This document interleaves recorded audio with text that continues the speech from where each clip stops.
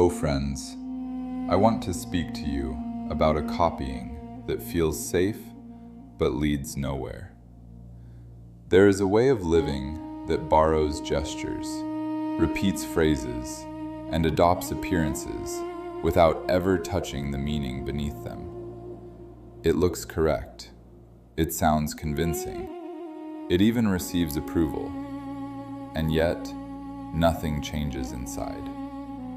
This is imitation without understanding, movement without direction, and devotion without contact. I have watched people learn the outer form of wisdom quickly. They know when to bow, what to say, how to sound humble, how to echo the language of depth. They perform sincerity with precision. But when life presses them, when the river rises or the cage closes, these borrowed forms collapse. The gestures remain, but the grounding is gone. Imitation works only when conditions are gentle. Understanding is revealed when conditions break.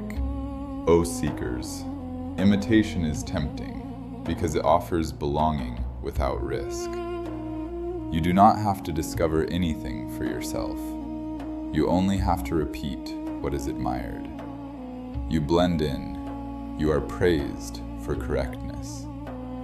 But the cost is subtle and severe.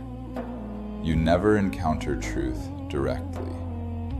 You inherit conclusions without walking the path that produced them. And when the path changes, you are left holding signs that point nowhere.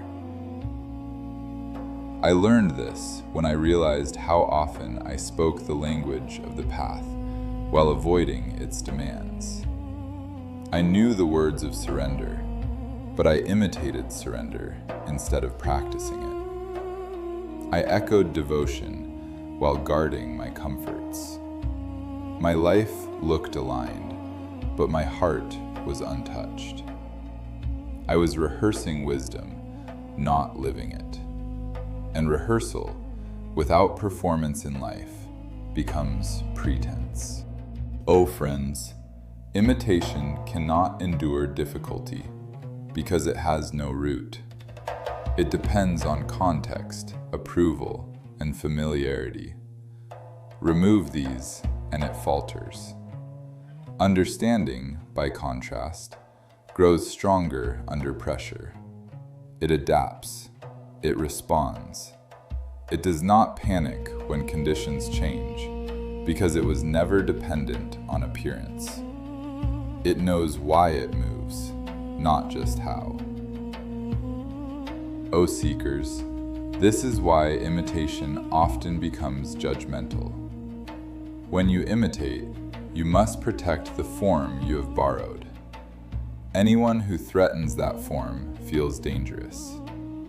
You defend the shape because you do not possess the substance. Understanding does not behave this way. It is spacious. It recognizes many expressions. It does not feel threatened by difference because it is not borrowed. I have seen entire communities built on imitation. Everyone knows the correct words. Everyone performs the expected actions. Yet, compassion is thin, patience is scarce, and fear governs decisions. The form is preserved, the spirit is absent. This is not because people are insincere. It is because sincerity was never allowed to mature beyond copying. O beloved ones, imitation is not evil. It is how learning begins. Children imitate before they understand. But imitation must be temporary. If it becomes permanent, growth stops. The tragedy is not that you imitated. The tragedy is that you never moved beyond it. The form became a resting place instead of a doorway.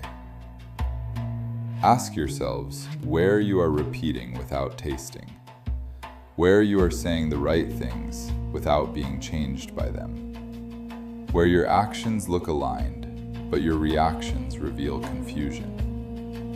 These questions are not accusations. They are invitations to step out of rehearsal and into life. Oh friends, understanding requires exposure. It demands that you risk being wrong, awkward, slow. It asks you to test what you believe in the heat of experience. This is uncomfortable. Imitation avoids this discomfort by staying polished, but polish cracks easily. Understanding bends and survives. When imitation is relinquished, there is often a period of silence. You stop knowing what to say. You lose fluency. This is not regression. It is honesty returning. In that silence, something real begins to form. Not borrowed, not performed, but lived. O seekers, let your understanding arrive slowly. Allow it to be shaped by failure, corrected by reality, deepened by patience. Do not cling to forms that no longer carry you. They served you once. Now they must be released.